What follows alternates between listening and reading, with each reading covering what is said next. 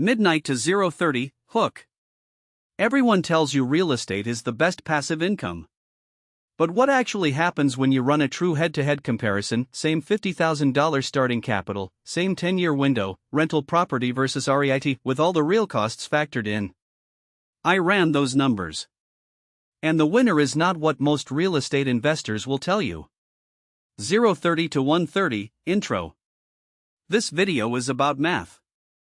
I'm going to give you a fair comparison, not the version that cherry-picks assumptions to favor one answer, between two real approaches to real estate investing: buying a rental property with $50,000 as a down payment versus investing the same $50,000 in a REIT ETF.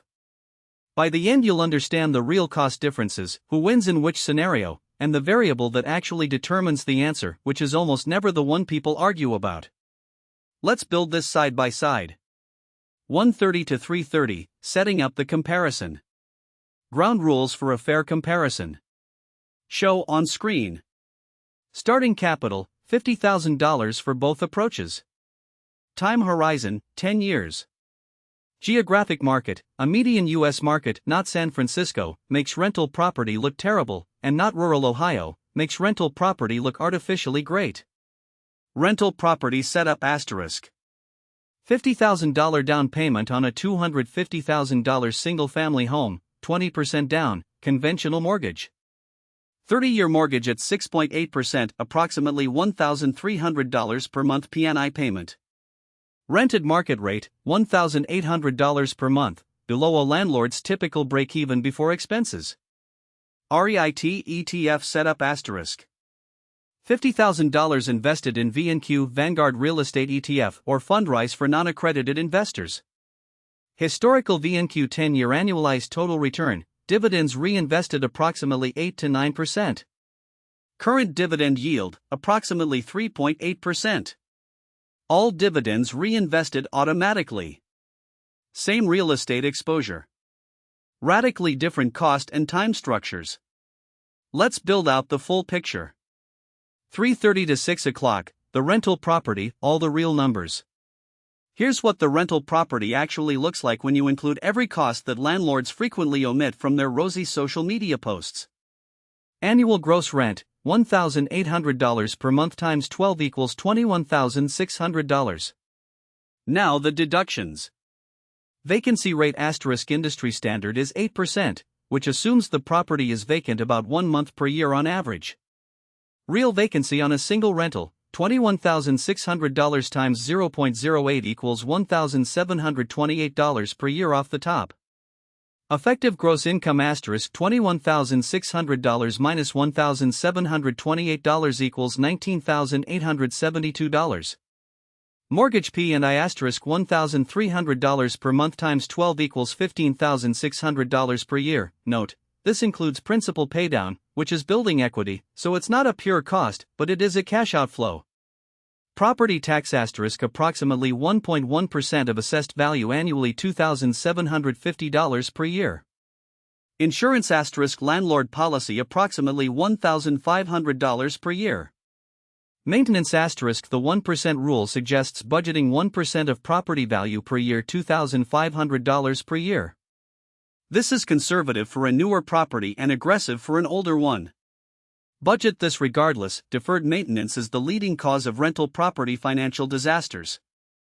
Property management asterisk if you hire a manager, 8 to 10% of rent $1,728 per year.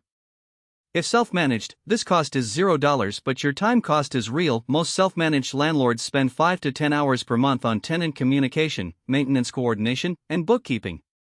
Annual cash flow calculation with property management.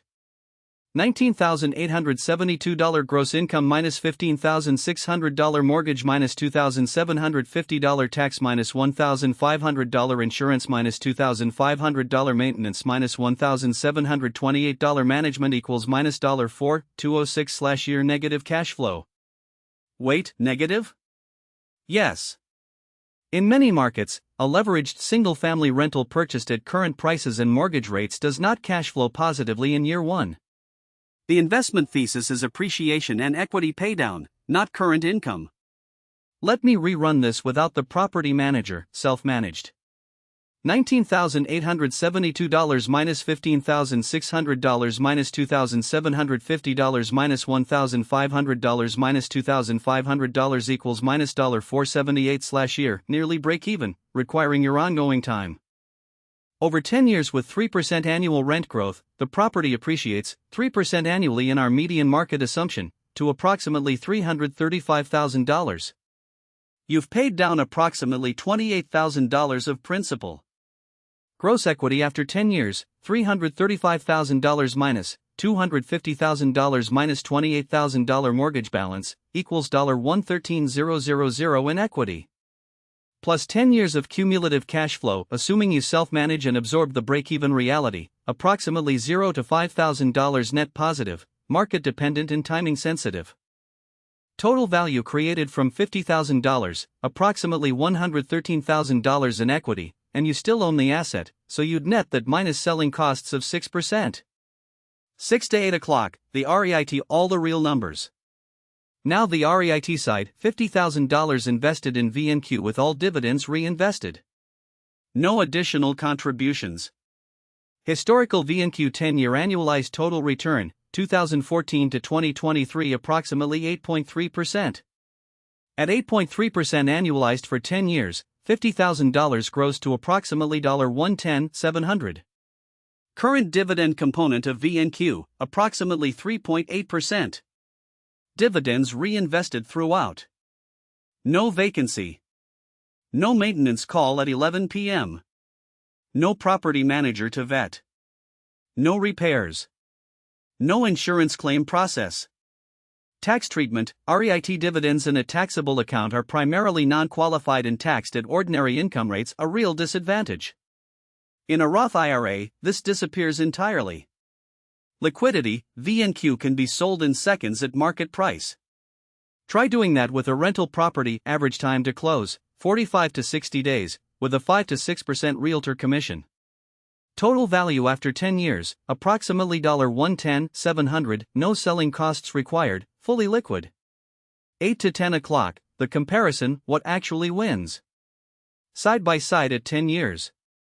Rental property equity, $113,000, before 6% selling costs net approximately $93,000 if sold. REIT portfolio value, $110,700, fully liquid, no selling costs. On raw total return, the rental property wins, but by a much smaller margin than rental property advocates typically claim, and before accounting for 1. The time you spent self-managing, or the $17,280 in property management fees over 10 years. 2. The capital risk concentration, your entire $50,000 is in one property in one market. 3. The illiquidity premium you gave up, you couldn't access this capital for 10 years without a sale or cash-out refinance.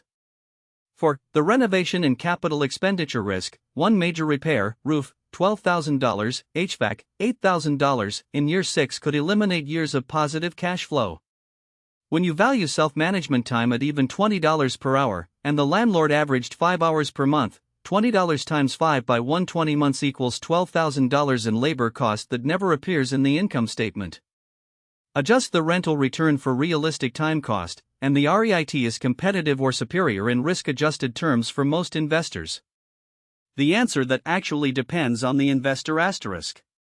Rental property wins when you have local market knowledge that lets you buy below replacement cost, you have building/contractor relationships that reduce maintenance costs, you can self-manage efficiently and enjoy the operational side, and you're in a market with above-average appreciation. REIT wins when you prioritize liquidity and diversification, you value your time at more than zero, your market doesn't produce positive cash flow at current rates, or you're investing in a tax-advantaged account where REIT dividend tax treatment is neutralized. 10 to 11:30, the tax comparison. This one is nuanced and most people get it wrong in both directions. Rental property tax advantages asterisk. Depreciation deduction, you can depreciate the building value, not land, over 27.5 years. On a $250,000 property with $50,000 in land value, $200,000 depreciates at $7,273 per year. This deduction can offset rental income or even W-2 income if you qualify as a real estate professional, making rental property one of the most powerful tax shelters available. This is often the actual argument for rental property. The depreciation deduction, not the cash flow or appreciation, is what makes the after-tax math compelling for high earners. REIT tax disadvantages in taxable accounts * REIT dividends are largely non-qualified, taxed at ordinary income rates. At a 24% tax bracket, $4,000 in REIT dividends costs you $960 in taxes. This drag compounds against you over time. The fix * hold REITs inside a Roth IRA. All dividend income grows tax-free, dividends reinvest without tax drag, and at withdrawal you owe nothing. REITs in a Roth IRA are one of the highest value asset location decisions you can make. 1130 to 1300 hours, CTA. Both paths can build real wealth. The rental property is better for the investor with time, expertise, and tax shelter needs. The REIT is better for the investor who values liquidity, diversification, and time not spent managing tenants. For investors who want real estate exposure without the landlord headache, particularly those who don't have a $50,000 down payment, Fundrise lets you start with $10 and invest in a diversified real estate portfolio. It's not identical to VNQ, but it's the most accessible REIT option for non-accredited investors. I've linked it in the description. Subscribe for 2 daily videos. Comment: are you in camp rental property or camp REIT? And tell me why. I want to see the real debate in the comments.